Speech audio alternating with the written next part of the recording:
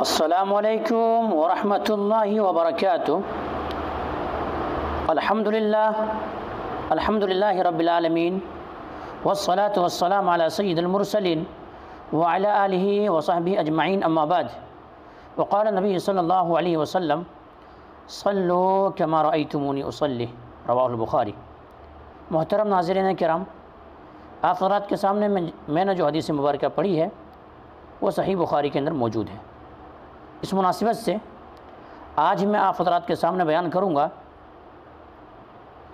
نماز میں کی جانے والی غلطیاں اور کوتاہیاں۔ ان میں سے ایک یہ بھی ہے کہ مرد و خواتین کے نماز میں فرق کرنا۔ کیا فرق کرنا؟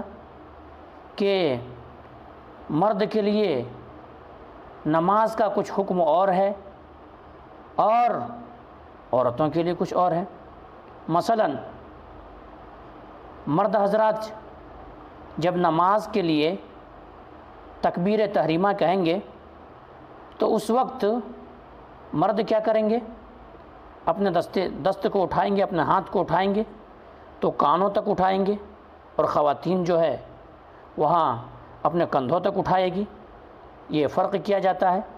حالانکہ اللہ کے نبی جناب محمد کریم صلی اللہ علیہ وسلم جو حدیث مبارکہ ہے صلوا کما رأیتمونی اصلی، یہ عام ہے۔ یہ جن و انس کے لیے بھی، مرد و خواتین کے لیے بھی ہے، سب کے لیے یہی ہے کہ اسی طرح سے نماز پڑھنا جیسے نبی کریم صلی اللہ علیہ وسلم نماز پڑھتے تھے۔ اور اس طرح سے تفریق کرنا نہ تو نبی کریم صلی اللہ علیہ وسلم کے ادوار کے اندر پائے گئے، نہ تو صحابیات اس طرح سے کیا کرتی تھی، نہ تبع تابعین کے اندر یہ فرق پایا گیا، نہ صحابہ کرام کے ادوار میں یہ کیے گئے، بلکہ یہ بعد کے لوگ اس طرح سے کہتے ہیں، لیکن ایسا نہیں ہے، بلکہ مرد و خواتین کے دونوں کے لیے یکساں نماز ہے۔ مرد بھی حضرات بھی اپنے جو ہے ہاتھ کو کندھے تک بھی اٹھا سکتے ہیں، کان تک بھی اٹھا سکتے ہیں۔ اسی طرح سے دوسرا فرق کیا جاتا ہے کہ مرد حضرات جو ہے اپنا ہاتھ تحت السرہ یعنی ایسا ہے، یعنی ناپ کے نیچے باندھیں گے، اور خواتین جو ہے اپنے سینے پر باندھے گی۔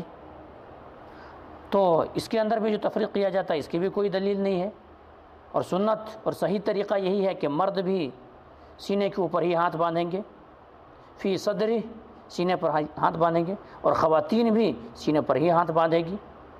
جو تحت السرہ والی جو ہے کہ ناپ کے نیچے ہاتھ باندھنا ہے، وہ روایت صحیح نہیں ہے، وہ ضعیف ہے۔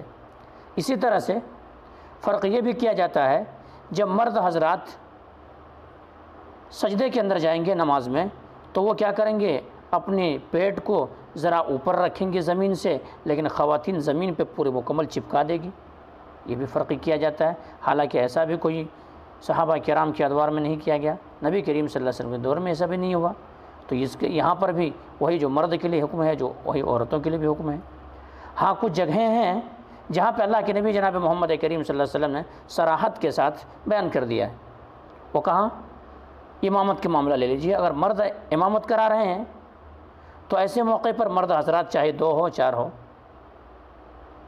3 ہو 4 ہو، وہ مرد کو امام جو بن رہے ہیں ان کو آگے ہی آنا ہے۔ لیکن خواتین میں ایسے نہیں، چاہے لاکھوں کی تعداد خواتین میں کیوں نہ ہو، اگر نماز پڑھا رہی خواتین اسلام ہی امام بن رہی ہے تو ایسی صورت میں خواتین اسلام کیا کرے گی؟ خواتین کیا کرے گی؟ وہ بیچ میں یعنی وسط میں، صف کے بیچ میں کھڑے ہوگی، آگے نہیں آئے گی۔ اسی طرح سے مرد کے لیے نماز کسی بھی صورت میں معاف نہیں ہے، کسی بھی حالت میں معاف نہیں ہے۔ جب تک کہ اس کے جسم میں جان باقی ہے تب تک ان کی نماز معاف نہیں ہے، لیکن خواتین کے لیے حیض و نفاس کی حالت میں نماز معاف ہے، کیونکہ اس نماز کے قضا بھی نہیں ہے اور پھر وہ نماز معاف ہے۔ اسی طرح سے یہاں پر بھی تفریق جہاں پہ ہے نبی کریم صلی اللہ علیہ وسلم صراحت کے ساتھ بتا دیے ہیں، مرد بھی نماز پڑھ رہے ہیں، عورت بھی نماز پڑھ رہی ہے۔ ایسے موقع پہ امام صاحب بھول گیا ہے، اس کو یاد دلانے کے لیے مرد سبحان اللہ کہیں گے، خواتین تالیاں بجائے گی۔ یہاں پہ ذرا تفریق ہے۔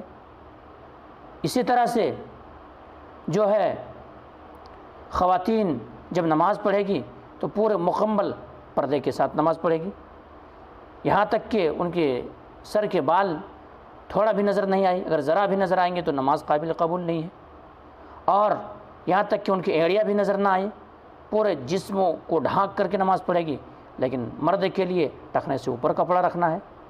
ایسی جگہیں یہاں پر تفریق اللہ کے نبی جناب محمد کریم صلی اللہ علیہ وسلم صراحت بتا دی، لیکن ان کے علاوہ دیگر جگہوں پہ جو تفریق اور فرق کیا جاتا ہے وہ درست نہیں ہے، کیونکہ یہ حدیث جو ہے عام ہے، صلو کما رأیتمونی اصلی، سب کے لیے برابر ہے۔ بہرحال یہیں سے بات کو ختم کریں گے، اللہ تبارک و تعالیٰ سے دعا کریں گے کہ مولا کریم جو بات کہی گئی ہے، سب سے پہلے تو ہم اور آپ کو تو ان باتوں کے اوپر اچھی سمجھ کی توفیق دے دے، اس کے بعد مولا کریم ہم تمام مسلمانوں کو ان باتوں کے اوپر عمل کرنے کی توفیق دے دے۔ تقبل یا رب العالمین وآخر دعوانا الحمدللہ رب العالمین، سبحان ربک رب العزۃ عما یصفون والسلام علی المرسلین والحمدللہ رب العالمین برحمتک یا ارحم الراحمین۔